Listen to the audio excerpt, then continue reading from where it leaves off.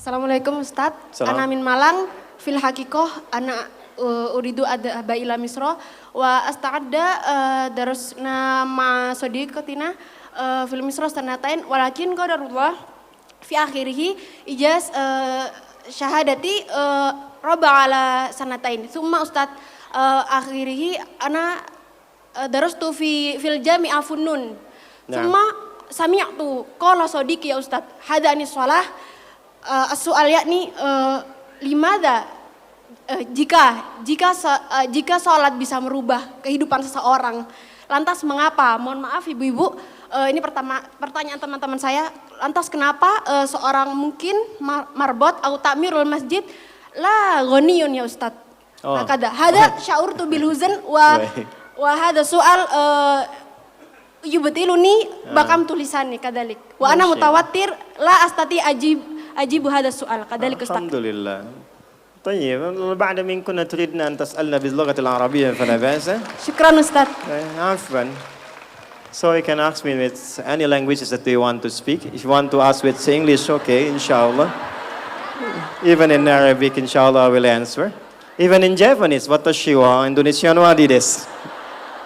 Even in France, bonjour, comment ça va?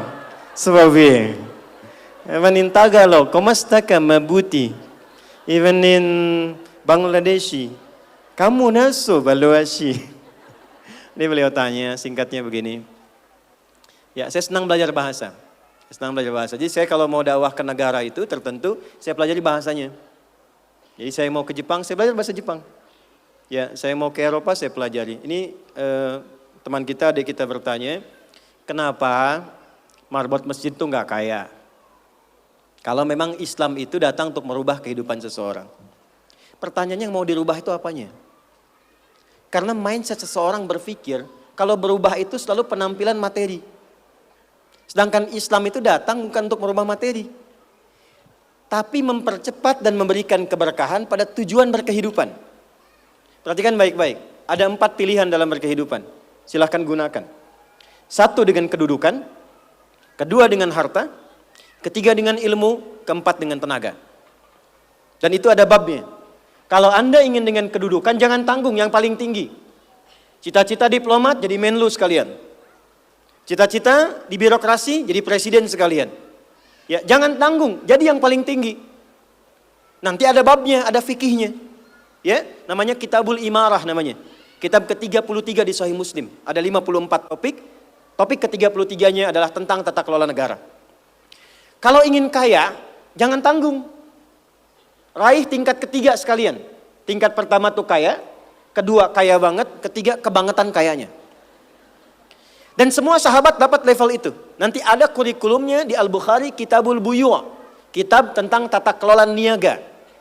Tidak pernah ada sahabat Nabi, kemudian tabi'in dan generasi setelah itu yang mengamalkan bisnis dengan metode itu, tidak pernah mereka berdagang dan kembali modal, nggak ada. Mereka selalu kembali untung. Nggak ada dagang kembali modal, kembali untung. Abdurrahman bin Auf, Utsman bin Affan. Yang pertama tadi Amr bin As, Umar bin Khattab dan sebagainya. 3, ilmu. Ilmu jangan tanggung, jadi pakar di bidangnya. Utsman lihat, oke, yang di birokrasi Amr, saya di harta. Tapi Ali melihat, Utsman sudah ngambil harta. Amr sudah ngambil kedudukan, saya pilih ilmu, passion saya di ilmu. Maka yang diperdalam ngaji.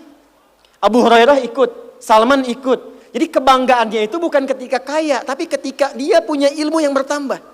Dan itu yang dia bawa bekalnya menghadap Allah.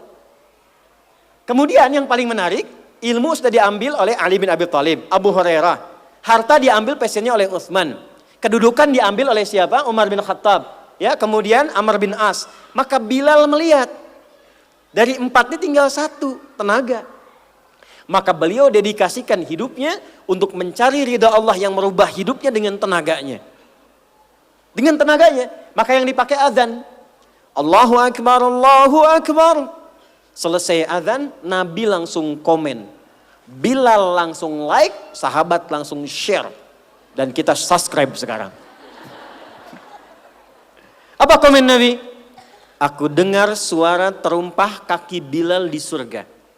Bilal ketika mendengar itu, Adzan aja udah komen saya ke surga. Ngapain lagi saya kerja harta seperti Utsman? Secukupnya yang ada, yang penting saya jaga, meninggal masuk surga. Itu fikihnya. Maka dari sini muncul fikih marbot.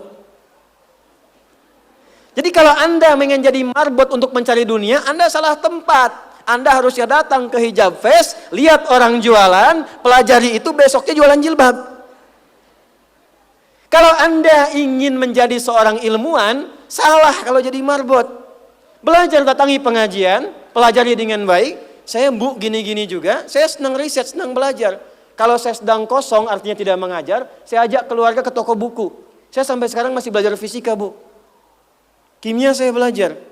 Saya masih ngitung proton, elektron ini kemana, ini senyawa, ini unsur, ini apa.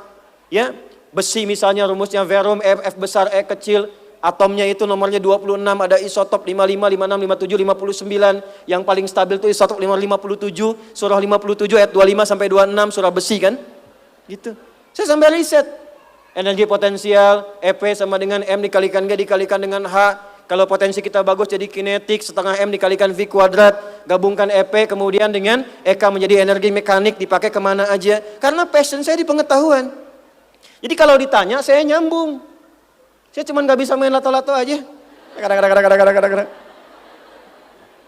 Orang tanya saya hukum musik. Saya gak semudah lisan mengatakan halal, haram, tidak. Saya riset, Bu. Sampai ke notasinya. Apa jenis musik, apa karakternya. Dari syair sampai ke sekarang. Sampai ke notasi. Itu saya pelajari. CDF, GABC, GFIS, DFIS, G, DFIS, G, ABCIS, D, ABCIS, D, FIS, GIS A, FIS, GIS A, BCIS, DIS E, BCIS, DIS F, FIS, GIS AIS B, FIS, GIS AIS B, CIS, DIS AIS FIS, DIS AIS FIS, GIS AIS BIS, CIS. Apakah saya bisa main musik? Tidak. Saya nggak terlalu suka. Main piano nggak bisa, gitar nggak bisa, karena gelombang kami di Quran beda. Tapi untuk memberikan hukum saya riset. Saya tahu ini lagunya fulan, fulana. Kita bisa berikan hukum. Ya? Kalau kita tahu passion kita bisa milih pertahankan untuk pulang, jadikan itu sebagai istiqomah jalan pulang kita. Jadi kalau Anda pengen sukses, ukurannya duniawi, jangan jadi marbot. Nanti kotak infak hilang semua. Marbot itu pilihan, fikih sanadnya ke Bilal. Saya punya murid-murid yang belajar khusus tingkatan S1 sampai S3. Kami berikan beasiswa, nanti sebentar lagi dibuka untuk yang perempuan. Itu yang ngajarnya semua pakai sanad. Jadi azan aja ada sanadnya sampai ke Nabi. Semua hadis pakai sanadnya. Jadi itu jawabannya. Untuk menjadi marbot, perubahan yang dihadirkan dalam Islam, tinjauannya tidak selalu materi. Maka apa yang dipilih itu? Kalau sudah dipilih, maka jaga konsisten sampai pulang. Nanti menjaga konsisten itu babnya 9 lagi tingkatannya. Untuk konsisten. Konsis 1, konsis 2, konsis 3, konsis 4, sampai konsis 10.